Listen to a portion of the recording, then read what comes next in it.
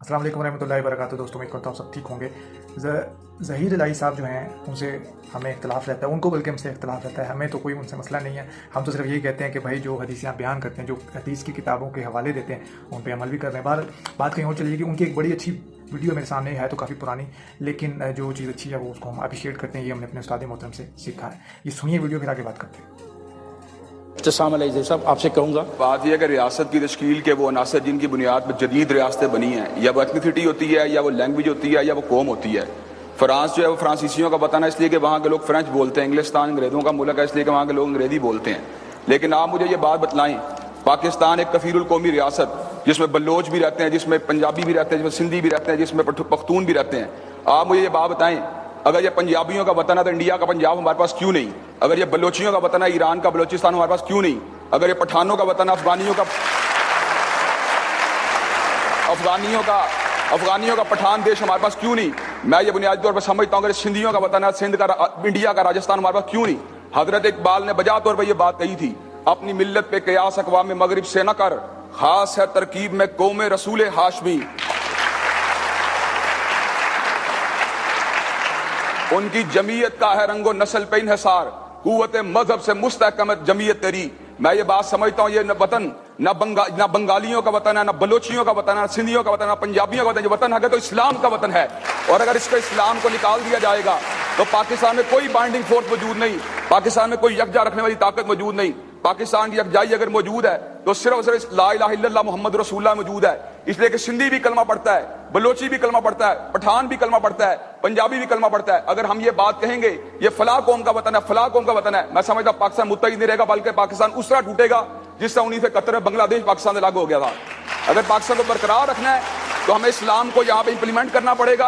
आप पापाइयत की बात करते हैं, थियोक्रेसी की बात करते हैं, ठीक है, हम थियोक्रेसी को नहीं मानते, लेकिन मैं समझता आप जितने मर्जी डॉक्यूमेंट उठाएं, हजरत इकबाल की शायरी को पढ़ें, हजरत मोहम्मद अली जिन्ना रहमतुल्लाह अलैह के अफिताबात को पढ़ें, हर जगह पे आपको इस्लाम डोमिनेट करता हुआ नजर आएगा, मुस्लिम कौमियत का तसव्वुर नजर आएगा, जुदागाना इंतहाबात का फलसफा इस बात को बैयन आइनादार है। अगर हजरत कायदम रहमतुल्लाह अलैह ट्रू डेमोक्रेट थे और नेशन स्टेट में बिलीव करते थे, उन्होंने जुदागाना इंतहाबात का मुतालबा क्यों किया? ये इसलिए किया कि मुसलमानों को अलग वतन मानते थे। शुक्रिया ज़हीर साहब, शुक्रिया, बहुत बहुत शुक्रिया।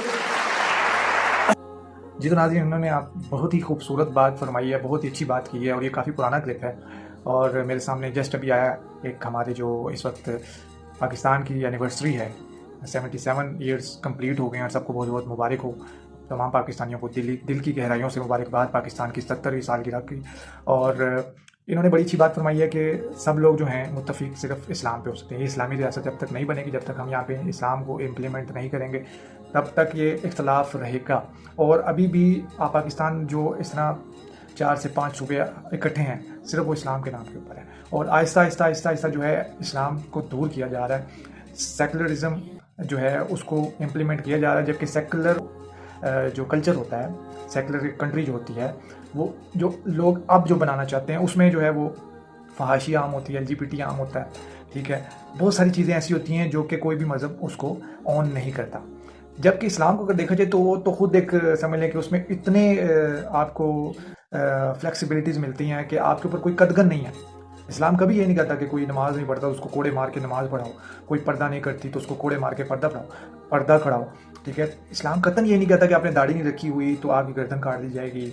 इस्लाम कभी ये नहीं कहता कि आपने कोई बच्चियाँ स्कूल नहीं जाएंगी। इस्लाम ये चीज़ें नहीं कहता। इस्लाम तो तालीम भी देता है। इस्लाम सबसे पहले तो है कि जो मिनॉरिटीज़ हैं उनके राइट्स देता है, ठीक है, उनका तहफ़्फ़ुज़ भी देता है। जबकि हज़रत उमर अलैहिस्सलाम के दौर में, हज़रत उमर रज़ियल्लाहु अन्हु के दौर में जो है जो काफिर थे वो जिज़िया देते थे तो उनकी हिफाजत की जाती थी, ठीक है। तो आज के दौर में भी जो नॉन मुस्लिम हैं वो टैक्स पेयर हैं पाकिस्तान में, तो वो डेफिनेटली रियासत की जिम्मेदारी है उनको तहफ़्फ़ुज़ देना, ठीक है। लेकिन ये जो इस्लाम को बदनाम करने वाली एक्टिविटीज़ होती हैं वो असल में इस्लाम नहीं है, वो उनकी जज्बातियात हैं, ठीक है। नाम वो इस्लाम का यूज़ करते हैं। इसी तरह बहुत सारे लोग इस्लामिक कार्ड यूज़ भी करते हैं। इस्लाम जब भी वो मुश्किल वक्त में आता है तो आपको कोई ना कोई तबका इस्लामिक कार्ड यूज़ करता नज़र आएगा आपको।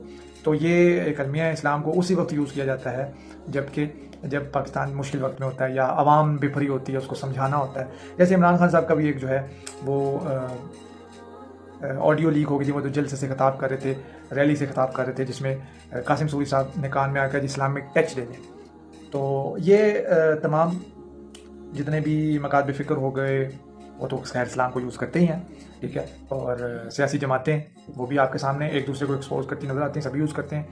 اور پھر عام عوام میں بھی اب تو یہ آ گیا، آپ نے دیکھا کہ بلاسمی کے کیسز جو ہیں، گستاخیوں کے کیسز جو ہیں سامنے آتے ہیں. لوگ اپنے دشمن کو یا کسی کے ساتھ بغض ہے یا کسی کے ساتھ کوئی اختلاف ہے تو اس کے اوپر وہ بلاسمی کا، گستاخی کا الزام لگا کر اس کو وہ اسیسینیٹ کر دیتے ہیں اور نام لگاتے ہیں کہ جی اس نے گستاخی کی تھی.